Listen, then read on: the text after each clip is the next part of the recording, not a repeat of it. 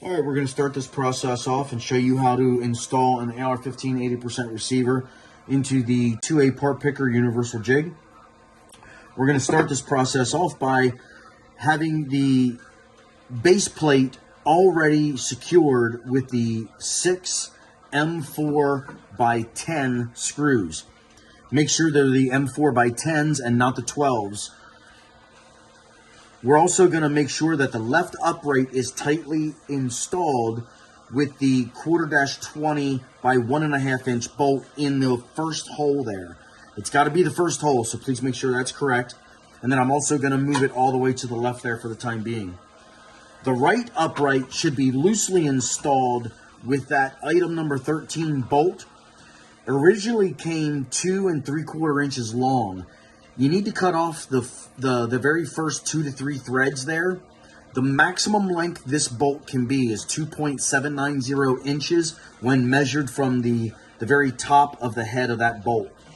That's so that the tip of it does not drive into the Ghost Gunner tray down there. You want to move this all the way to the right, and also while you're doing that, make sure that there's no debris in there that would prevent the base plate T-nut from coming up inside that little groove.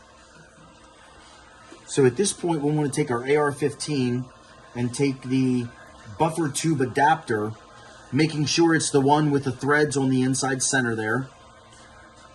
Thread this into the buffer threads.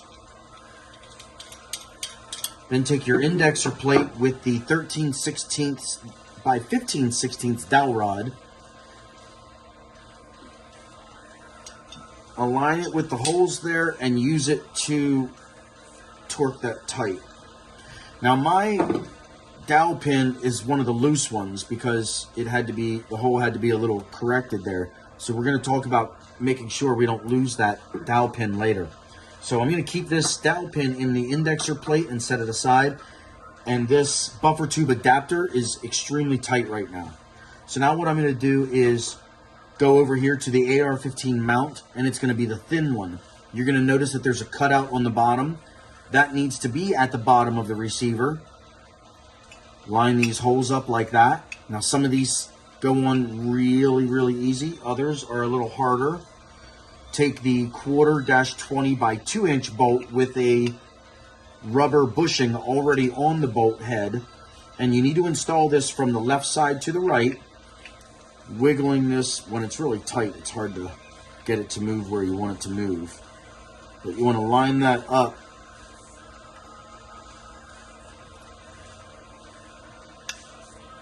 so that bolt goes all the way through, and it's important that it goes in from the left to the right. Take the other bushing, put it on the right side, 1/4-20 nut, 1/4-20. Tighten that up by hand. No need to wrench it tight. By hand is fine. Those rubber bushings are meant to take up some of the vibration. So now I want to take my indexer plate, taking my finger and keeping my 13/16 dowel rod in there. I'm going to kind of wedge it in here to that groove, and at the same time pick that up and put it into the bolt, leaving this dowel rod in the 12 o'clock position so that it doesn't fall out. I'm now going to take my AR receiver and gently align that buffer tube adapter with the indexer center circle there. And now I'm going to hold my left, and with my left hand, I'm going to rotate this indexer plate until they marry up together. And I'm going to keep that dowel rod in the 12 o'clock position here so that during the disassembly process, it's well within reach and I don't lose it. So now I'm going to reach behind here and thread this in to the buffer adapter. And that's just by hand, but it's nice and firmly tight there. Now I'm going to move my right upright into position here. And I want to draw your attention to the angle that these front mounts are. Mine happens to be pointed quite downward, and that's because we need to line this up with the second hole. It also needs to be a little, it needs to be able to rotate here, and you'll understand here why. So in the downward position and with the right upright, relatively loose, we're going to pull these together, and you can see I'm going to lift this up so that it is aligned with that second hole.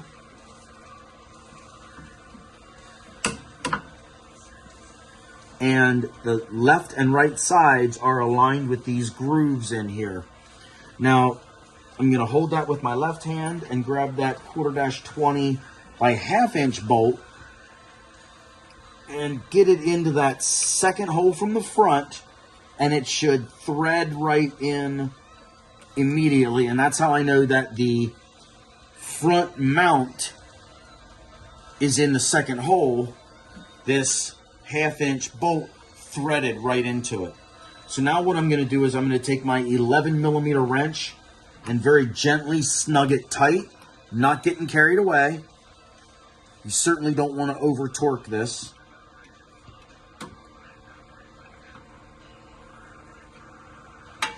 Turn this around this way. There it is.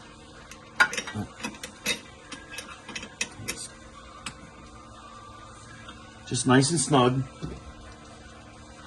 I want to make sure that once everything is in, this build plate is level to the tray of the Ghost Gunner. So now that that's already done, I can move my little bubbles out of the way. But drawing my attention back to this right upright, it is tightly secured to the AR mount, but it is also not perpendicular to the build plate. It's not at a 90-degree angle. So what I'm going to do is I'm going to take my thumb and forefinger and just kind of pull these together. And you can see it just kind of rotates, pulling the front of this down a little bit until this is at a 90-degree angle.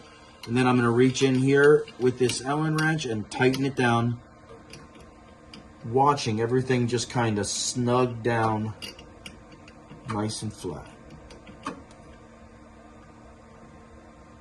And once that's tight, now I want to get in here and wiggle it a little bit, because that T-nut you need to be sure that that T-nut was drawn all the way up into that slot nice and tight.